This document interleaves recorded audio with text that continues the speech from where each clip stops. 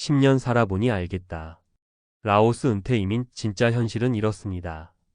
은퇴하면 조용하고 따뜻한 나라에 가서 살고 싶다. 많은 분들이 이런 생각 한 번쯤은 해보셨을 겁니다. 한국의 치솟는 물가, 복잡한 인간관계, 집값 걱정, 각종 스트레스에서 벗어나 느긋하게 살아보겠다는 그 꿈.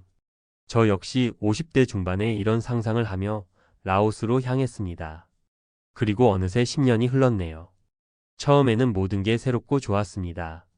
저렴한 물가, 느긋한 사람들, 시간에 쫓기지 않는 삶. 그런데 시간이 지나면서 좋기만 한 건 아니구나라는 생각이 들기 시작했어요. 은퇴 이민이 꼭 정답이 아니라는 걸, 그리고 떠나기 전 꼭 알아야 할 것들이 있다는 걸 뼈저리게 느꼈죠. 오늘은 라오스 은퇴 이민에 대한 현실을 제가 직접 겪은 경험과 함께 나눠보려 합니다. 이 글이 은퇴를 앞두고 진지하게 고민 중인 분들께 작은 길잡이가 되었으면 좋겠습니다. 1. 물가가 싸다고 무조건 좋은 건 아니다. 라오스를 선택한 가장 큰 이유는 저렴한 생활비였어요. 실제로 라오스는 한국에 비해 월세, 식비, 교통비가 확실히 저렴합니다. 수도 비엔티안의 원룸도 2,030만 원이면 꽤 괜찮은 곳에서 지낼 수 있어요. 로컬 식당에서 밥 한 끼가 2,000원 수준이니 처음엔 감탄만 나왔죠. 그런데 시간이 지나니 다른 문제가 보이기 시작했습니다. 바로 의료 서비스와 생활 인프라의 한계입니다. 사례 1 응급 상황에 대처할 병원이 없다. 한 번은 아내가 갑자기 복통을 호소해 응급실을 찾았는데 CT 장비가 없다고 하더군요. 제대로 된 진료를 받으려면 태국 방콕까지 가야 한답니다. 실제로 주변 외국인들도 심각한 병이나 수술은 대부분 태국에서 받습니다. 이런 의료 인프라의 차이는 나이가 들수록 정말 큰 불안 요소로 다가옵니다.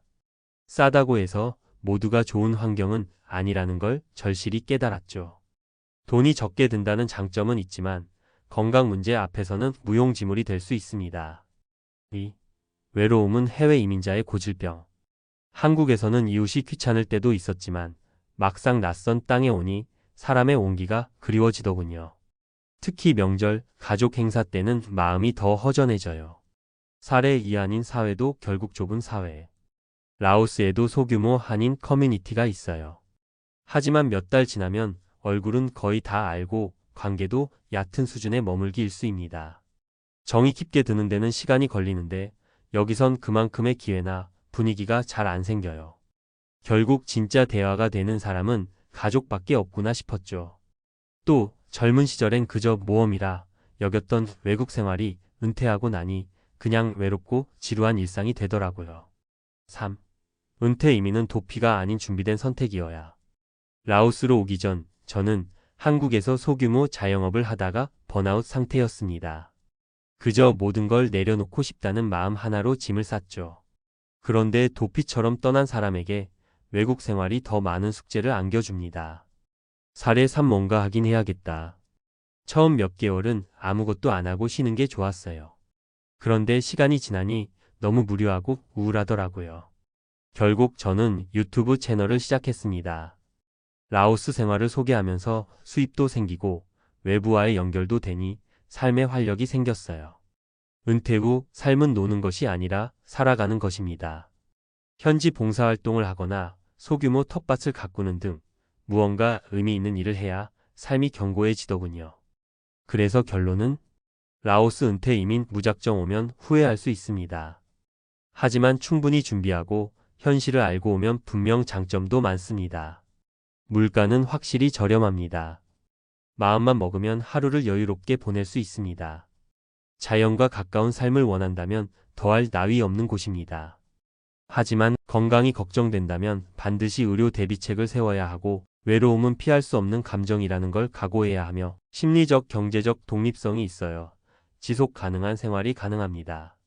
마무리하며 10년이란 시간 동안 저는 라오스가 천국은 아니지만 나름의 평화가 있는 곳이라는 걸 깨달았습니다. 단, 이 평화를 누리기 위해서는 은퇴 전 철저한 준비와 마인드셋이 꼭 필요합니다.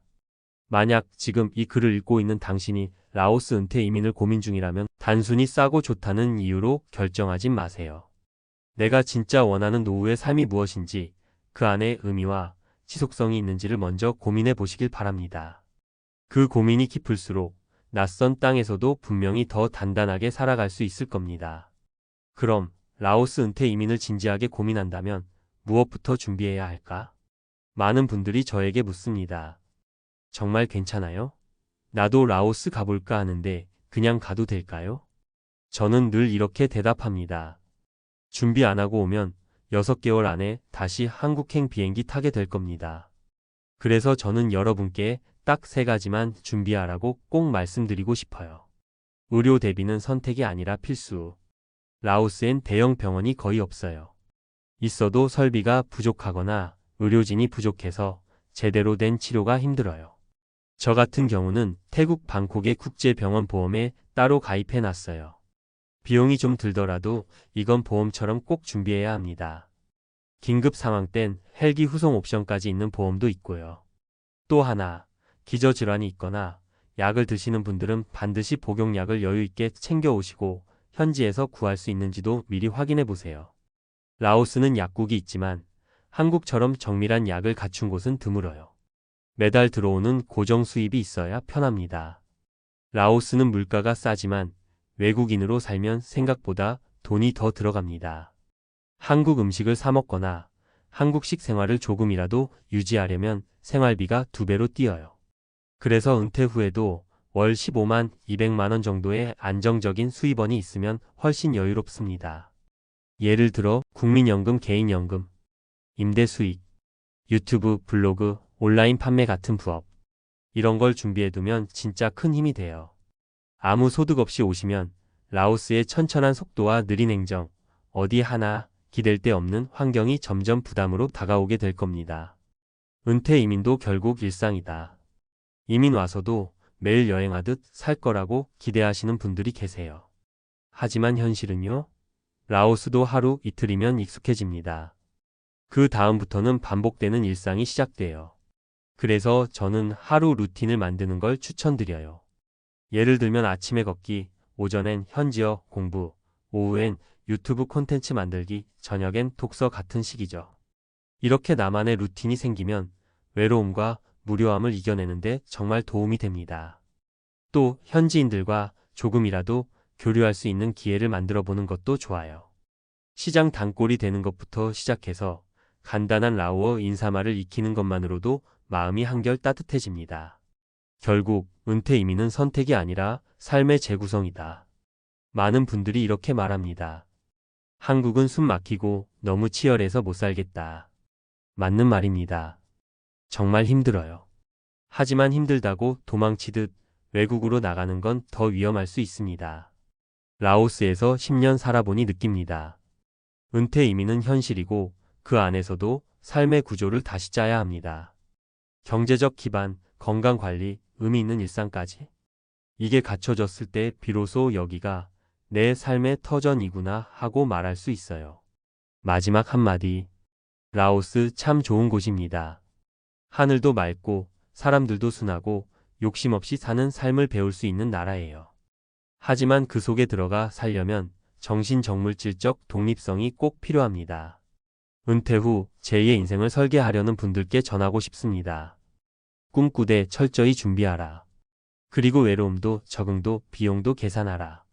그러면 라오스에서도 얼마든지 평화롭고 풍요로운 삶을 누릴 수 있습니다.